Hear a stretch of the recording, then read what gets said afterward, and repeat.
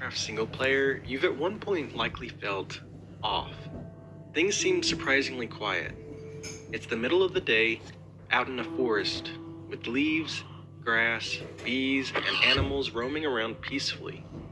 But for a moment, everything seems absent, almost like you're in a...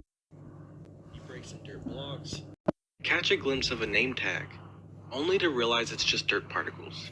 As paranoia begins setting in, you take a step and suddenly freeze as you hear something walk behind you. Expecting a creeper, you turn around, and yet there's nothing. Hello. You've heard of legends such as Herobrine. What? Could those stories be real? Suddenly, you hear something walking towards you. Pulling out your sword, your heart skips a beat as you hear the terrifying screech of a cow. It's not a secret that Minecraft can be terrifying at times. This isn't necessarily a bad thing. In fact, it's an important factor to an extent in games. But there's a very fine line between horror that's enjoyable and horror that's not. This is, of course, subjective. I can't really predict what you like or dislike. However, I believe that the way that Minecraft ends up giving you the chills is a core problem with the game. The Wild update kind of promised to fix this issue, though it failed terribly in this regard. Either way, remember to comment what you think the scariest aspect of Minecraft is after the video. Now, let's get right into this. And remember, By the way, sorry, my screen is tiny. This is the only thing that I can come up with. The think? Ever since the very beginning, this game has always been kind of eerie. The legend of Herobrine began over 12 years ago, way back in Alpha. There was just something about the intense fog that made it seem like you were being watched. So it was only a matter of time before someone saw an opportunity to create folklore around it. Now, is Herobrine real? Absolutely not. But since the very first image, he's been something people could mistakenly see and then tell others in a panic. Even to this day, I'm sure there's still thousands of people who legitimately believe in the myth. You can easily recreate the alpha feeling by lowering your render distance, or by just having a garbage computer. But there are a lot of other factors that make you perceive the world as more sinister than it really is, even in newer versions. Going back to the legends, while Herobrine is a classic, it's not necessarily aged very well. And Entity 303 is garbage and not scary at all.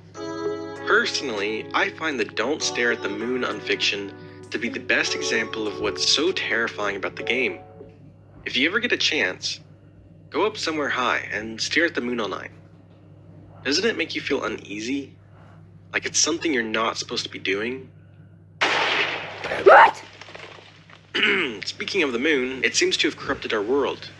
But no worries, I'll deal with it soon enough. Then we'll get things back to normal. What? What the fuck?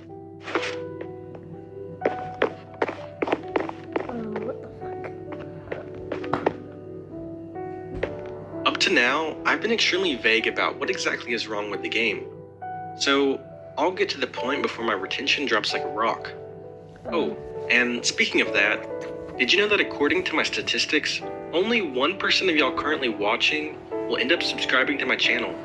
So be sure to join the elite group of individuals and like the video while you're at it. Okay, enough stalling. The ultimate problem, to me at least, is ambiance. As a brief explanation for those that don't know, ambiance is the atmosphere of a place. Examples can include the wind whistling against leaves, birds singing in the morning, and crickets chirping at night. But it can of course be practically anything else.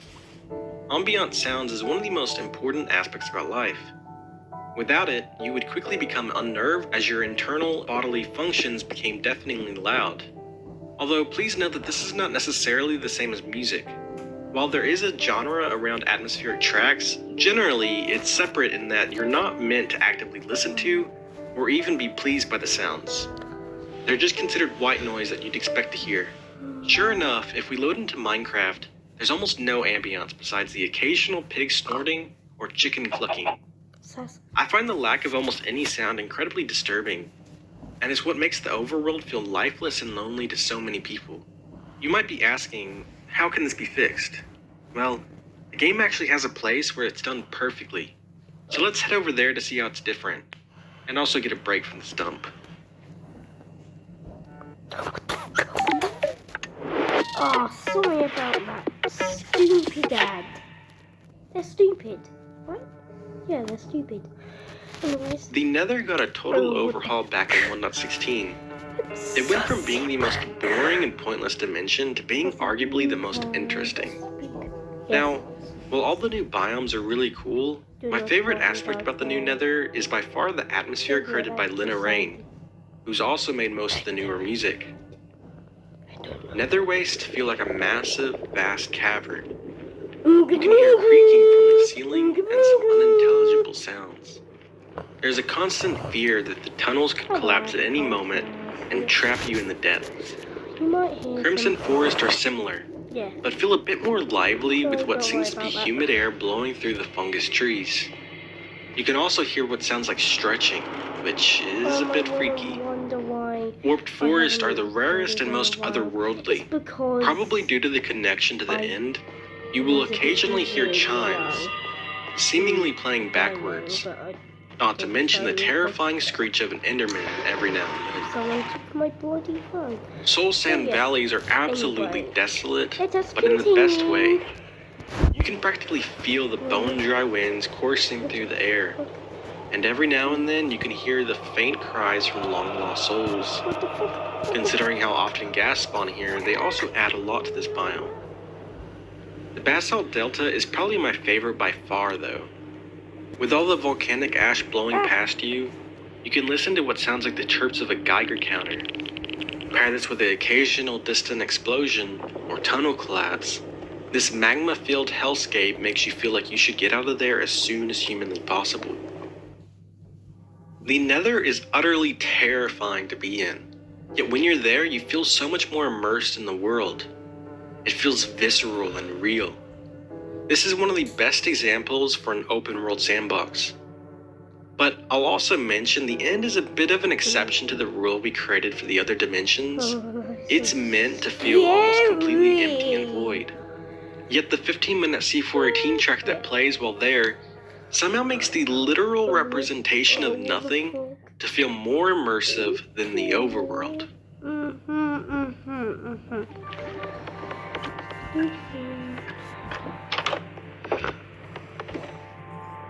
I'm guessing by this point, you probably understand what I'm trying to say. The place you spend most of your time feels utterly desolate. Besides a few select places, there's very little atmosphere at all, and it starts to become uncanny. You feel like you should hear things, yet it's all quiet. This can cause anxiety and paranoia to begin to set in, and you start hearing and seeing things you normally wouldn't. As someone who prefers single player, I'm often told by other users that they can't play it because of how lonely it feels. And with just a few adjustments, this massive issue that's been with the game since its beginning could be mostly solved in a single update. So that leads to my main point. We desperately need a major update that adds proper atmosphere to the game. And there's even a few mods that we can look at to get an idea of what can be done. Ambient Sounds 5 gives the overworld biome-specific sounds. Mountains are windy, forests have singing birds, and at night, owls cry out. In general, the world feels so much more immersive. There's also the incredibly impressive sound physics mod originally created by Sonic Ether. While probably being a bit too much for vanilla Minecraft, it makes caves sound like genuine caves. Every step you take reverberates off the walls. You can hear mobs echoing throughout the tunnels, and the sound of rushing water will travel throughout an entire cave system. These are just two examples, but I've gotten to the point where I need to use the Ambient Sounds mod to play normally. Without it, all of my previous issues with the lack of sound is amplified as soon as I turn it off. If I have not drilled it into your head already, it feels like you're being smothered in deafening silence. Maybe that's a bit of an over-exaggeration, but it's just something that's always made me feel so wrong in the 10 years I've played the game. Back when they announced the Night King Wild update, the way that they sold it was as a revamp to a ton of the biomes, adding plenty of aesthetic. Sadly, things did not turn out that way. 1.19 really didn't add much at all, but could we see these changes in a future patch? Honestly, as much as I'd love to have an update full of atmospheric Lena Rain ambiance and music, it probably won't happen anytime soon. Yeah. Now, this is not the only aspect that causes single player to feel lonely. Something I've seen talked about a lot is the unimaginably vast expanse. The effectively infinite procedurally generated world can easily give someone a minor existential crisis, as everything they could possibly do in the game wouldn't even dent the planet as a whole. But I wanted to make a video on something else I haven't really seen anyone else talk about, as it's beginning to really bother me. Almost every open world game, and really most games in general, have some form of ambiance to hide the emptiness you can feel without it. Minecraft, in particular Bedrock, has a lot of problems. However, one of the greatest things about the game is its never-ending development cycle. There's always a chance something will be improved or changed. But remember that the course of updates can be influenced by the community. So feel free to place your own suggestions and feedback on their website. Now, with all this being said, we've got a problem of our own to deal with. What?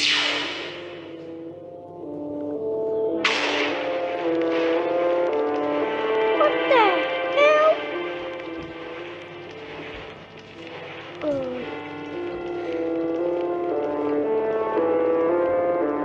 How is that working? I don't have much time, but I'd like to thank all of my patrons. The ones now on screen, as well as my Fox fanatics, Split, Caucasian Crustacean, Trash Never Dies, and Stars. If you'd like to join this list, there will be a link to my Patreon and membership info down in the description. Anyways, we seem to be getting very close now, so I'll see you on the next episode. Goodbye. Okay.